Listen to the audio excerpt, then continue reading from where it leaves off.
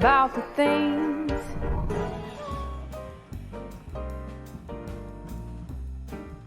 And welcome to Corner Cafe, and I have my really good friend Priscilla Rahn here. I'm so excited. Welcome to the Corner Cafe. Oh, it's so great to hang out with you, Rachel. Yeah, and I love the sign back here that we have. So we're going to be talking about her political career, and so I've known you for, well, when you married Darren, so it's a little over 9 years. 9 years, that's crazy. I know, right? It's Wow. gone by so fast. It has. So Priscilla is married to Darren Rahn, and we've had you on our show as well as Darren Rahn multiple times. And he's for those of you who don't know, he's a Billboard charting jazz artist and producer, very, very gifted. But when he met Priscilla, we were so happy for him because like the perfect match, you know? So Priscilla is a teacher and she does so many other things, but we're going to have a good conversation because I want to know, as a teacher, why did you decide to get into politics? So let's just start off with that. Well, I think I was always just really active from high school through college, and then as a teacher involved in clubs and activities. And when you find your tribe, what starts to happen is you figure out what your leadership style is like. So it started in high school. I became the president of FBLA, which is Future Business Leaders of America. Ooh. I don't know if they still have that in too many high schools, but then I was in SAD, Students Against Drunk Driving. And what you find out is, hey, there's more to life than just going to school and taking classes. You get involved in activities outside of yourself. And so that morphed into public education, where I got on some committees and started advocating for pro-public education initiatives. And then one day, you know, on Facebook, I always tell this story on Facebook, they have suggested friends. And even though I was a conservative and a Republican my entire life, I was never involved in politics. But I thought, wow, there's this guy that keeps coming up on my Facebook feed, and he was the chair of the Colorado GOP. Oh, wow. And his name was Steve House. And I said, I'm just going to message this gentleman and see if I can meet with him and talk with him about some of my frustrations around public education. Yeah. And so we met for breakfast, and he was really nice. And he's the one who encouraged me to kind of, what I say, get off the bench and run for public office, which I did in 2020. I ran for CU Regent, and it was my first time ever running for public office, you know, because you never imagine yourself as like, I'm going to be an elected official. That's a trajectory for other people who might be millionaires or might know a lot of people, or might have studied politics and that type of thing. So I never viewed myself as a politician, but I realized that the way our founding fathers designed government is that you're a representative, and it's for anybody. Right. Anybody can represent their And that's community. the beauty of it. Yeah. Yeah. So I thought I'd give it another shot to run for county commissioner. Wow.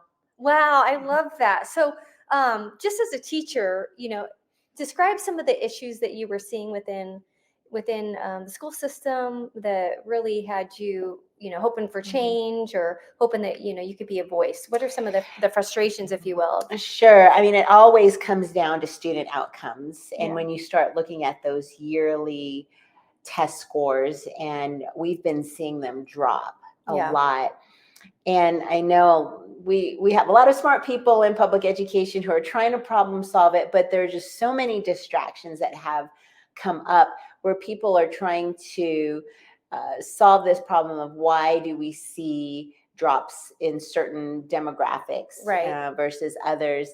And unfortunately, we haven't been able to see the increase in student outcomes based on some of the professional development changes in public education. And so I was getting really frustrated with sitting through some of the professional development that I said, you know, this is not yielding the type of change. Right. We do care about culture and environment for our students, and that's really meaningful. And to your listeners who are believers, you know, Jesus Christ, before he taught, he always made sure people were fed and were taking care of their physical needs. And then he taught, which is a great example for us. Before you start feeding people a bunch of information, make sure they're okay first. Exactly. And so I know in public education, they've tried to do that, but our world just has been changing so much that I feel like the solution is not what public education has been giving to our kids. Well, yeah, absolutely. And, I have a lot of conversations. I'm not a mom yet. I hope the Lord still has that for me. We'll see. But I always talk to friends about how if I had kids, I would be not too happy to put them into public school. Yet then I know people like Priscilla, and I'm like, well, there are amazing people in the educational system, but we just, from the outside perspective, we're looking in, we're being like, wow, that's really messed up, and there's some of the things being taught that I wouldn't want my kids being taught. So how do you grapple with that and being in the public school system? Right. I think for folks who are teachers who have a biblical worldview, you have to reconcile because it's so embedded in us, the way that Christ laid the example for us of how we treat other people and what's important in educating and raising up a child is really, really different than what the world might say is important. And so that's where the conflict is. And so I just try to remind myself to be salt and light. And what does that look like? It's how I interact with my colleagues and my boss and the people who are making the decisions. And am I being a good employee? And am I saying, well, here's the line. Like, this is something that I'm being asked to do that is damaging to children, then I won't do it. But if it's something that I'm like, this is a space where I can be a positive influence. And then I will do my best to be a positive influence. And so we don't believe in indoctrinating kids, right? We don't want to indoctrinate and tell kids what to think, but we want to teach them how to be independent thinkers and to make good decisions, knowing that on this journey, the brain is still developing, right? They're little. And so they're going to make mistakes. They're going to explore. They're not going to make the best decisions, but how I can shine my light is in how I interact with people. And it's not always easy because, there's always attacks on you as a conservative or as a Christian in a public education space. Right, for sure. I mean, you're on the front lines right there. For the listeners and viewers on video, so radio listeners, if you're tuning in via radio, you can go to our website, cornercaferadio.com, and you can watch the video of this interview as well. So for the folks who are asking, well, what do you teach? I teach music. I teach band and orchestra. Perfect match for Darren too, because you guys do music together. We do Darren, a lot of music together, and I love it. Yes, it's so fun. And just a plug for Brave Church. They're on the worship team there. So plug for Brave. We love our worship. You know what? Let me talk about our worship team and how it's the system there. I mean, it's all focused on prayer first. Love it. We're currently in 21 days of prayer and fasting at our church. And our pastor talked about last Sunday how Jesus called it a house of prayer. We do great things in the church body. Like we create disciples and we grow disciples, but he didn't call it a house of discipleship. We educate, but he didn't call it a house of education. I mean, so I can go down the list of the things that we do, but Jesus was very specific about the purpose of his house, and it was a house of prayer. And so our church focuses on that. And our worship team, every time we have a rehearsal on Wednesday nights, getting ready for the Sunday service, we start with breaking bread together. We always eat together, and we just kind of catch up and just talk about the things that are going on. And then we go right into a mini Bible study. Wow. And then we go into prayer, and then we go into rehearsing. So we spend a lot of time focusing on what is our purpose, because that's how God moves, as he moves through prayer and our relationship with him. And that's something I really, really love about Brave is the right priorities, and I've grown musically too. Oh, that's great. Spiritually, musically, relationally, it's like amazing, win. So definitely check out Brave. And so Priscilla, just going to ask, why are you a conservative? Why did you choose the Republican Party? Sure. Well, I consider myself a Frederick Douglass Republican. Okay. So let me give you a little history about Frederick Douglass. So he was born a slave, but he freed himself. He escaped slavery. He taught himself how to read, and he became the author of 4 autobiographies and the advisor to 5 Republican U.S. presidents. Wow. Before he died, when he died, he had $300,000 in the bank. And at that time, that's millions of dollars today. Wow. So he was the example. He wasn't a victim. Even though Right. he was born a slave, he died a millionaire, basically. Right. And what he did was he studied the Constitution, and he held government officials accountable for that document. Cool. And he believed in all of the things that the Constitution teaches and upholds, like freedom of speech, freedom of religion, the right to bear arms, freedom of the press, freedom to assemble. All of those things align with what I believe is the right thing and how we treat people. And so that's why I stand firm as a conservative, as a Republican, because of those values. And we need people to not waver from those values. And it's sometimes, when you talk about freedom, that means freedom for all, not just freedom for what you believe, what I believe, but yeah. I have to respect that you might not believe the same thing I do, but it's really, really critical that we hold fast to those values. Absolutely. Yeah, I was having a conversation with a friend the other night regarding the freedom of speech, and how I acknowledge that I would like to have freedom of speech, but then somebody who I completely disagree with, somebody I think who is an idiot, they have freedom of speech too, and that's the whole point, right? You have a right to be wrong. Yeah, exactly. They have a right to be wrong. I'm right. But so I think that this is really important. But talking about the educational system, do you feel like things like that, well, first the Constitution and then the freedom of speech, is not getting taught now to this generation in public school? Well, it's interesting because education is not mentioned in the Constitution.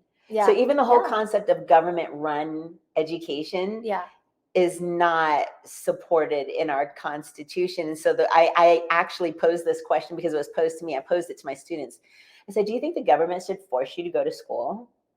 What'd they say? What was the majority? And of course they said no. They said no. But let's go home. But think about it. Basically, our public education system says we're forcing you to learn. Yeah. And it's hard because a lot of folks will believe, and I used to think this too, but we want to raise educated, capable, thinking for young society, people, so for we have society. Successful society. I mean, it makes sense, right? But we have a system where we can penalize parents, and in some states they put parents in jail if their kids are truant, if they're not in school. And is that the proper role of government? My argument would be the proper role of government is to protect our individual rights. Right. And so when the government says you have to be here, you have to do that, that is not the proper role of government. As much as we love education and as much as we think it could produce good things, but what we're seeing is indoctrination. We're seeing a lot of places where children are growing up to hate America. They're not saying the pledge. They're being taught that, Yeah, they're being taught that America is racist, and I couldn't be having a conversation with you because of the color of your skin. And so this is where our government run school systems have brought us, is instead of, we just celebrated Martin Luther King Jr. Day yesterday. Instead of judging you on the content of your character, now we're being more divided based on race. And so, which was totally opposite of what he preached. He wanted, everyone just be judged on character, right? So how do you feel moving forward this is a big question. We're not going to solve it right now, but just how do you feel moving forward as United States of America, as citizens? How do we heal the divide? 'Cause it's so divisive now compared to how it was, even 10 years ago. Well, I think the message is families. With the division of families and the breakdown of families, we see the breakdown in communities. And so my message to young people is focus on traditional family, traditional marriage, because that is the order that God has created. When we look at statistics of children who come from broken families, they have a higher rate of suicide. They have a higher rate of mental illness. They have a higher rate of poverty. Yeah. They have a higher rate of getting in trouble with the Right. law. So there's so much negative that comes from the fact that our society has just broken down. And I want to be clear, that's not to criticize single moms or single Right. dads, or where people find themselves in a situation where they're widowed or in a divorce. Yeah. Because it happens. And so there's no condemnation for that. I'm just saying, we used to have a society that prioritized the Right. unity of family, Right. and families would go to church and they would combine their growth of physical growth, their mental growth, and then their spiritual growth together. Right. Those three things, the three legs of the stool that I call. Right. We've lost that. And so what we can see is now a society that's just lost. And our kids are being raised on the internet and on their cell phones. Yeah. They're not really good at interpersonal relationships. Right. They're lacking motivation. So these are all things that a strong father can help resolve. And so every time I get an opportunity to talk about this, I say, men, women, be careful who you decide that you want to marry. Yeah. You know, there's worse things than being single. You know, Right. pick smart, pick well, and ladies, wait for that spiritual leader, because I always say Christian men are a dime a dozen. There's Christian men everywhere, but spiritual leaders, guys who know their proper role in the family and who are going to stand up and cover their wives and their children in prayer and be that covering we need. Yeah. That's really hard to find. Yeah. But I know that there's a movement at Brave, you know, like our pastor constantly elevates our men. Which is great, yeah. Yeah. So, because there's so many single women who are like, where is that Where's the man? Guy? Yeah. Not just any guy. Not just any guy. Not just any guy, but an amazing guy. Right. I know. So, yeah. I know it can be frustrating as a woman who's Christian and just, hoping that'll happen, because sometimes you're like, I don't know if this is happening. It's kind of getting late in the hour, but yeah. So hey, listeners, radio and people who are watching on video, pray for the single people in your life, and pray just for the nation that we would start to value family again. And this is a side note, but I think often the church somehow is not it's not an attractive place for the masculine man. We kind of went real feminine, and so we attract a lot of feminine, the ladies, but the men are maybe not finding a place. And I don't know what the solution is to that, but I just a side note there. I think I'm going to have Kirk Samuels back on, talk about Mad Men masculinity. We'll have to dive into why churches maybe the men don't feel comfortable. But let's move forward towards the education.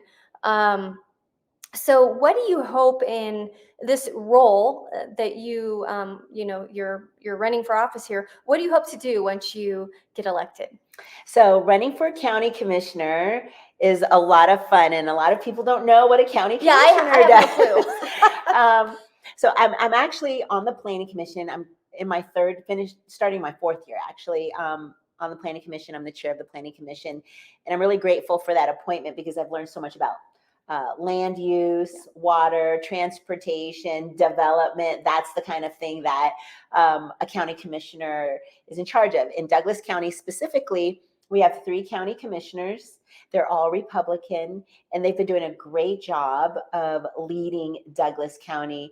They voted to remove us from the Tri-County Health and keep our businesses open and give parents more choice and more rights on like if they want their kids to go to school or go to a business or go to a restaurant. Yeah.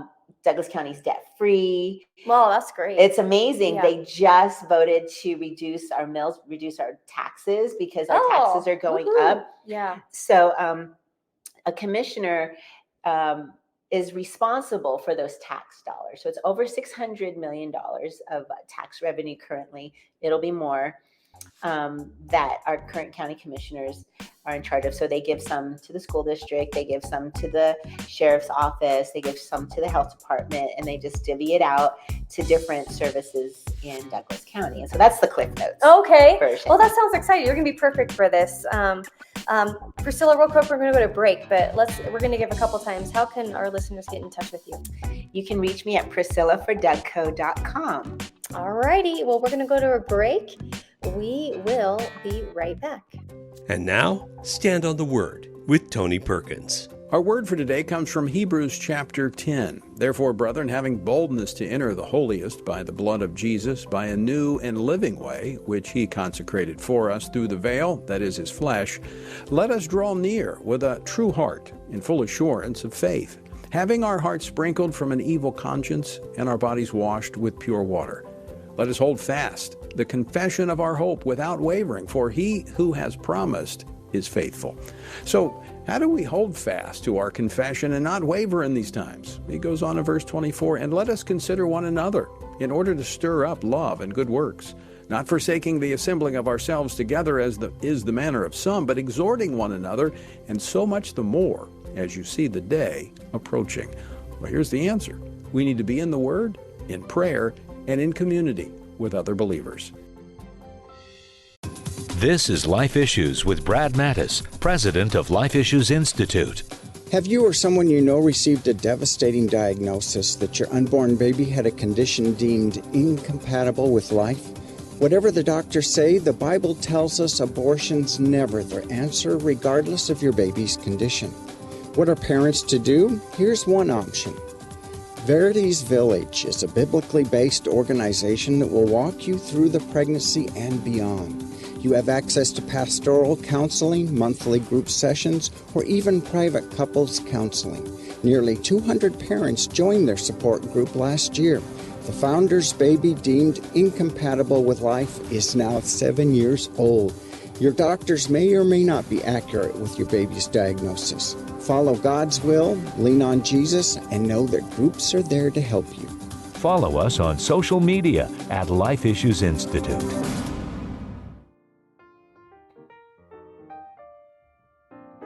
And welcome back to the Corner Cafe. And then real quick, radio listeners, if you want to see our video, go to cornercaferadio.com and check out all the videos. So Priscilla, you were recognized as a leader here in Douglas County. How did that come about? Oh, well, at the State of the County address, our commissioners recognized a lot of our strong female leaders that are in Douglas County. Ooh. We have female mayors, we have females that are running different departments in Douglas County. And so I was really appreciative just to have a mention as one of the leaders, as the chair of the Douglas County Planning Commission. Yeah, that's amazing. Okay, so well, first I'm going to ask this question. Why is it important for Christians to vote? Well, because your voice matters in decisions of the government. The government is for the people, by the people, and should represent the community. And if you live in this community and you are not happy with the things that you're seeing or decisions that your representatives are making, then you can vote and make a change. Right. You can show up to public comment and express your ideas. You can send an email, you can make a phone call, but I always encourage believers to support the people that they put in office, because people get into office and then sometimes they don't hear from the community until they make a decision that the community is upset about. Right. So I always encourage people to stay in contact with your elected officials.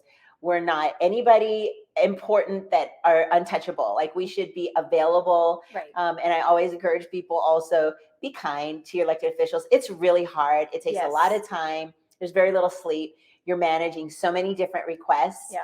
But don't stop using your voice and saying, this is the community I envision. I envision a conservative community. I envision a community where I have parental choice, or I have medical choice, or the taxes are low, or whatever. Right. Design it the way you want it to look, because folks have invested so much into their homes and their properties. Right. And they have an expectation.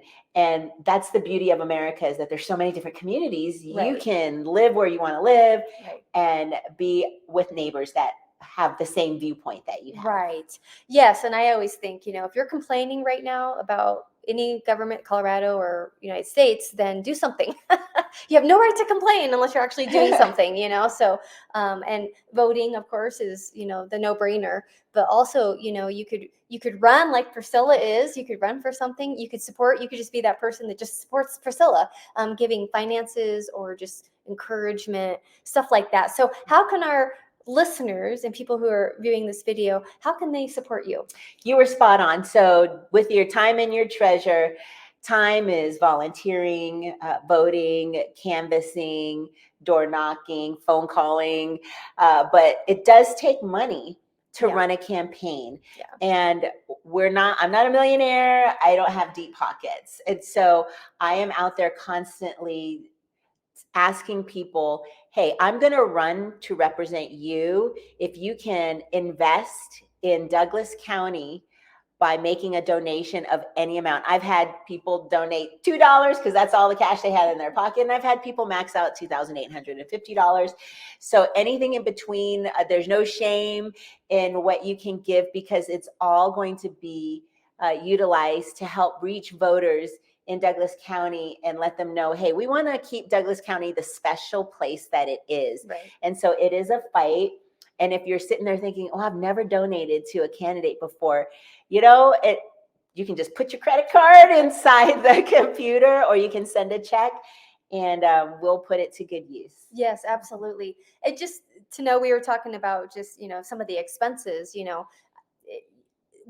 not just like we're paying, for Priscilla to represent us here. It's also the team that you need to do all those things, the canvassing and the time and the effort and the marketing and all this kind of stuff. So really encourage you to give to Priscilla. Let's give your website so that they can do that. My website is Priscilla for Dougco, and we do spell it out FOR, Dougco.com, PriscillaForDougco.com. Yeah, and on the video here we have your name spelled out, and so radio listeners, you can go watch the video over if you need to see that. So well, Priscilla, any last comments? We have about 2 minutes or so, that something that's on your heart. Sure, especially for your listeners who have faith. I would love for your prayers over the campaign. We really do believe in the power of prayer. Please reach out via email. My email is Priscilla@PriscillaForDougco.com. Pretty straightforward. And if you just have questions about me as a person and my campaign, if you want to learn more about what a commissioner does, we do also have the ability to appoint people to boards and commissions in the community, the library board, the arts board. There's so many ways that you can get involved in Douglas County or wherever you live. So it's not for anybody that's spectacular, although I think you would be spectacular. You know what I mean? Like, it's for anybody. If you're a stay-at-home mom or a teacher. Yeah, and I think that's the thing is, like even myself, it's like, well, I don't know if I can do any of that, but honestly, it's you. I'm addressing you, the listener, and you, the person who's watching the video, that makes a difference. And you can do anything, and there's so many roles to fill. It's not like there's a lack of roles. So definitely reach out to Priscilla. Priscilla, give your website one more time. It's PriscillaForDougco.com. Great. And once again, radio listeners, you can check out this video by going to our website, and that's cornercaferadio.com. And then we also too just encourage you to check out Brave with Priscilla and her husband Darren Rahn. Darren's an amazing saxophone player. We're gonna have him on the show again coming up to be at this little cafe that we have now that it's our new set. But we just really appreciate you, Priscilla. Thank you for all you are doing, and you and Darren are just a real light to the community. So thanks for coming on Corner Cafe. Thank you, Rachel. And we're going to see you at the cafe next week.